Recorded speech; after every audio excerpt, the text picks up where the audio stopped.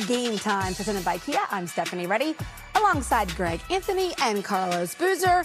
4 games in the NBA. We're going to get to all of them, 2 of them right here on NBA TV, so that's awesome because we had great access. Let's start off with the Bucks-Warriors game. Steph Curry out because of rest, watching his teammates. Early on, Brandon Podziemski knocks down the 3. I tell you what, early on, the Warriors, great energy, and what a game plan. This was the only field goal through about the first 18 minutes of that first half for Giannis. And then, put back. That's an athlete. Ooh. Kuminga with the follow. Golden State up by 4 with that bucket. Buddy Hield knocks down that 3. Some good ball movement. Post with the 3. Golden State up 57-40. Now moving on to the third quarter. Draymond finds Jimmy Butler for the layup. Yeah, just a great job, the Warriors, of moving without the basketball. Then the kick out to Kyle Kuzma, wide open. He starts to heat up. They find him again. Kyle Kuzma, 22 points for the Bucks. Lillard drains the 3. Bucks up by 1 with that bucket. Jimmy Butler. 3. Nails it, gets fouled. He makes the free throw. Butler had 24, 8 boards, 10 assists. In transition, Buddy Hield just pulls up. No problem, 15.6 boards for Buddy. Damian Lillard uses the screen, but gets all the way in the gut.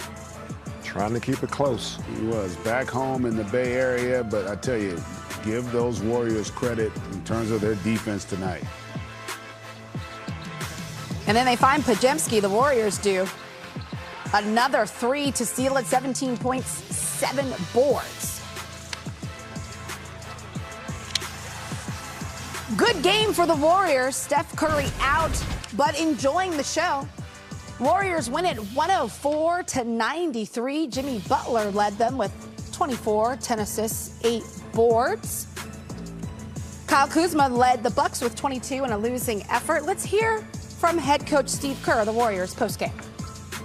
I thought Jimmy's 3-point play at the end of the quarter was a big one, getting fouled and knocking down the 3 free throws. And then, we felt good about that lineup that we put out there to start the fourth. It's been a great lineup for us. And they really made a nice push. QP hit the big 3 from the corner. There's a good flow with that group and good two-way lineup. So they made a great run, and we were able to hold them off. Catch them if you can. Check out this run. From the 40-second mark in the third to the end of the game, Warriors 34-17 run, and you can see the field goal percentages, 3-point percentage. Milwaukee was up, guys, 76-70 prior to the start of that run. Very impressive.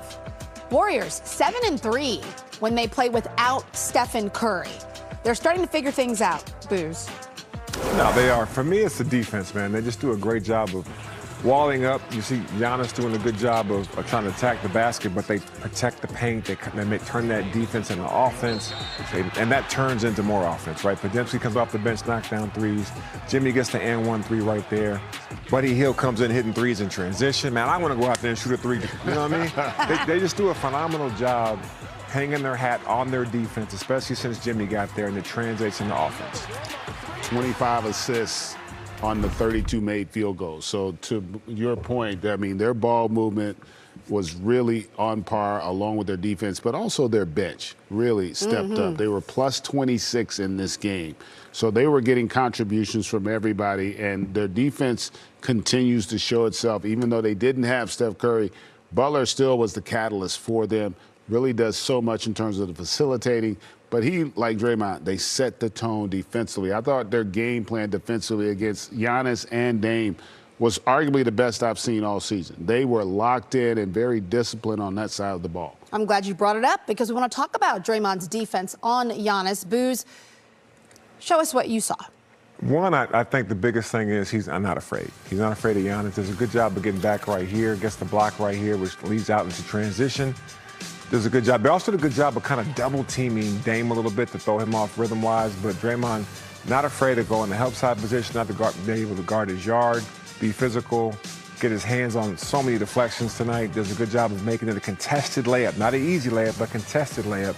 They double-team Dame. You see Draymond get over and just stay between him and the basket, make you shoot over the top of me, which he struggled with tonight. I thought they did a phenomenal job, the Warriors, of bottling up Milwaukee's two superstars and making it difficult for them.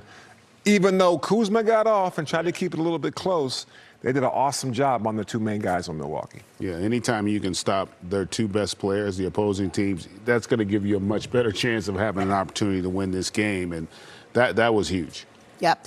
When you look at the Golden State Warriors and their bench, that is something that has really gotten solidified here as we wind down heading into the playoffs. How important is that, Greg? I think it's going to be critical. Listen, they're working Kuminga back in. Buddy Hield seems to be comfortable. You know, 15 and 6 rebounds tonight. Gary Payton coming back from his injury, he played well. Like and the beauty of their supporting cast is they really do a little bit of everything. They're going to all defend it at a high level. They can shoot the three. You know, when you talk about Kuminga, he gives them a level of athleticism that they don't have in that starting lineup.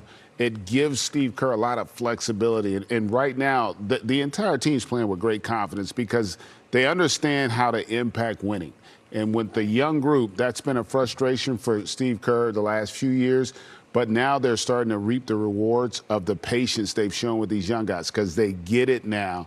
And then bringing Butler over, this team looking scary. Huge. Jimmy Butler, huge. It's not just the stats, right? It's everything that he brings to the table. All right, let's check out this next game. Brian Shaw filling in for Ty Lue. Ty Lue out with the back injury. Clippers face Donovan Mitchell and the Cavs. Cavs got off to a hot start. Look at that pass. Time right there. Great finish by Mobley. Mitchell. This time he keeps it. He had 18 points and 11 assists in the game. DeAndre Hunter with the three-pointer. Looking like they've been looking all year. How about that 45-point first quarter? But then the Clippers started to get it going. Very impressive. They're trying to close the gap. Behind the back pass. Still with the ball movement. Derrick Jones Jr. for the three. Clippers up 52-51 with that bucket. Darius Garland creating space. Step back. Good. Garland had 17 and 8. Third quarter. Clippers start gaining momentum. Kawhi with the three-pointer. And he was just terrific all night long, looking really bouncy as well. What a positive sign for the Clippers. James Harden with the ball out top, dancing. This ain't even fair. Ooh. And then gets to the rim. Oh, my goodness. You think he likes that? Clippers not letting up. Bogdanovich with a great shot. He had 20 points in the game. Look at this pass. Bogey to Zoo. Inside. Zubac has become a force on the interior for this Clippers team. There he is again, the putback. Zoo with a 2020 game on his 28th birthday, nonetheless. Kawhi Leonard, big game. 33 points, 7 boards for Kawhi Leonard. Clippers win it 132-119. 4 players for LA scoring 20 or more. Bogdanovich, perfect 8 for 8 from the field, by the way. Check this out from StatMuse.